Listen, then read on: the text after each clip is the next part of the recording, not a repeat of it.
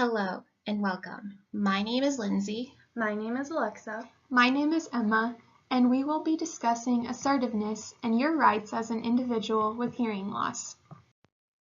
Individuals with hearing loss face challenges for everyday interactions, which include social communication and limited access to public services. Individuals with hearing loss often face discrimination or prejudice and can at times feel excluded. It can occur if someone is speaking too quickly or too quietly, and the hard of hearing or deaf individual cannot understand what is being said. This, in turn, can cause less social interactions because the hearing population does not know how to interact with individuals that are deaf or hard of hearing. This can lead to communication skills developing at a later age and stage. Autism is an all-encompassing term that Tom Humphrey created in 1975 to describe an oppressive attitude that some people, agencies, businesses, or organizations have towards people who are deaf or hard of hearing. Knowing the signs of autism can significantly impact one's ability to cope with difficulties faced due to a hearing loss. For example, not assisting with communication, thinking deafness is a tragedy, facing employment discrimination, assuming deaf or hard of hearing people cannot do things, or patronizing the abilities of the deaf and hard of hearing. The following video will further explain signs of autism.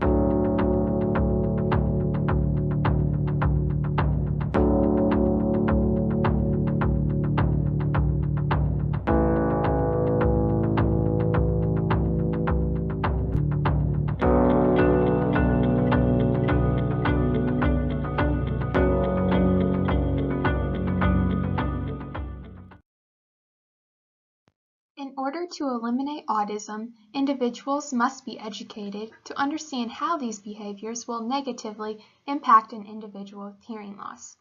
It is beneficial to have effective communication strategies when approaching someone with hearing loss.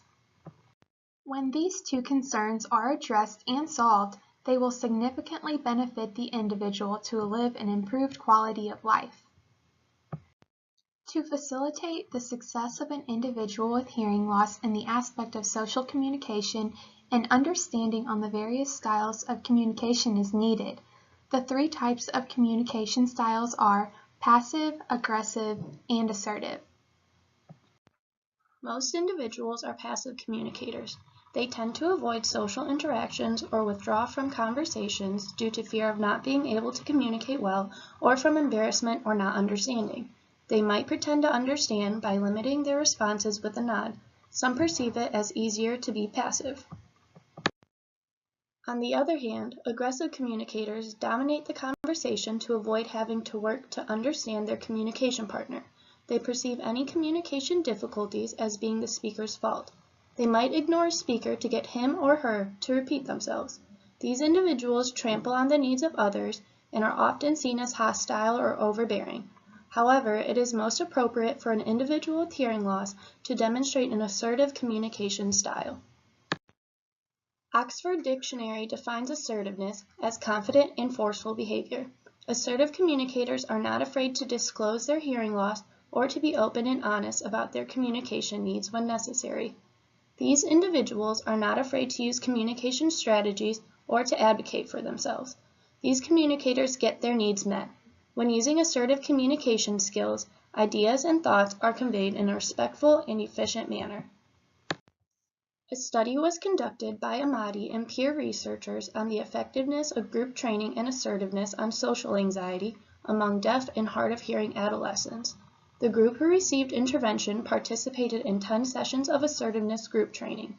After intervention, it was observed that hearing impaired participants experienced an improvement in social anxiety.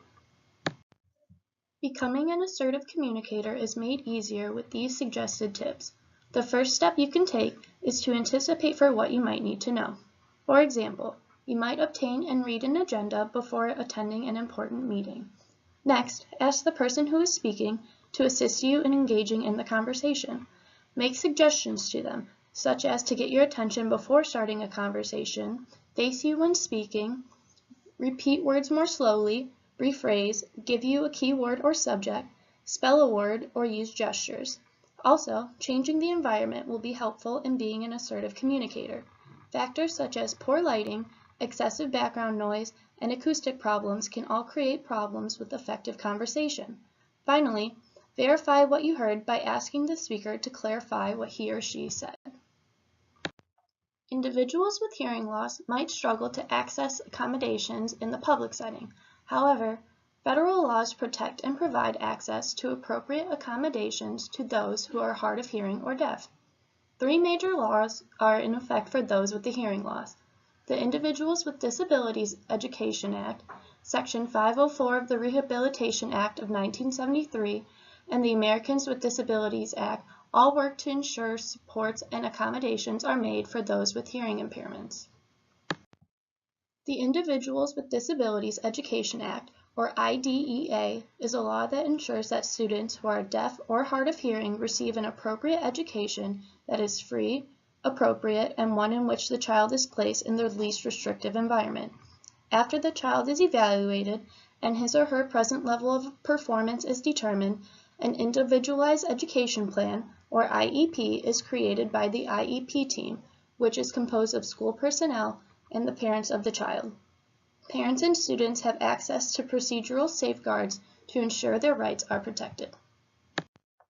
Section 504 of the Rehabilitation Act of 1973 is a law that ensures that individuals with disabilities will not be excluded in programs that receive federal financial assistance, such as in public schools. School districts are required to provide free and appropriate public education, as well as non-academic and extracurricular services such as counseling services, physical recreation, transportation, health services, recreational activities, and special interest groups or clubs sponsored by the school. In determining whether a student is eligible for Section 504 coverage, schools must not consider the ameliorating effects of any mitigating measures that the student is using. The student's hearing must be considered without regard to these devices or behaviors. The term mitigating measures includes hearing aids, cochlear implants, other implantable hearing devices, use of assistive technology, reasonable accommodations, auxiliary aids or services, and learned behavioral or adaptive neurological modifications. The Americans with Disabilities Act is a service rights law that prohibits discrimination against individuals with disabilities in all areas of public life. The law provides civil rights protection relative to employment, state, and local government services, and public accommodations to all people with disabilities. It prohibits employment discrimination and requires employers to make reasonable accommodations for workers with disabilities. Employers must also provide special equipment for workers with disabilities. According to the ADA, those who have impairments that substantially limit a major life activity have a record or history of a substantially limiting impairment, or are regarded as having a disability, includes those with a hearing impairment, are considered disabled. Through coverage provided by the ADA, deaf and hard of hearing individuals are required to receive accommodations in employment settings, public venues, public attractions and businesses, medical practices, and other covered entities. The Americans with Disabilities Act covers 4 main ideas, including sectors of employment, state and local government and public transportation, public accommodations, and telecommunications. Within the first title of this law, employers with 15 or more employees are required to provide qualified individuals with disabilities an equal opportunity to benefit from the full range of employment-related opportunities. Discrimination is prohibited in the areas of recruitment, hiring, promotions, training, pay, social activities, and other privileges of employment. The second title of the ADA includes two parts, being state and local government and public transportation. This part of the law requires that state and local governments give people with disabilities an equal opportunity to benefit from all programs, services, and activities including public education, employment, transportation, recreation, healthcare, social services, courts, voting, and town meetings. Public accommodations are covered in the third title of the ADA. This part of the law covers businesses and nonprofit service providers that are public accommodations, privately operated entities offering certain types of courses and examinations, privately operated transportation, and commercial facilities. Public accommodations include restaurants, retail stores, doctor's offices, homeless shelters, hotels, movie theaters, transportation depots, private schools, convention centers, and zoos.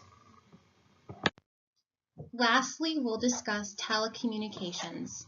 Telecommunications addresses services that are provided via telephone and television for people with hearing and speech disabilities.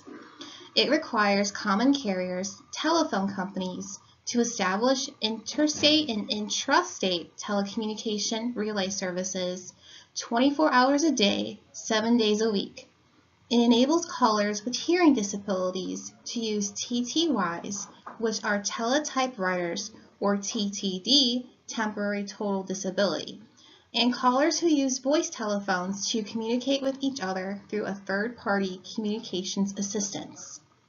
Finally, it requires closed captioning of federally funded public service announcements. This concludes our presentation, and thank you.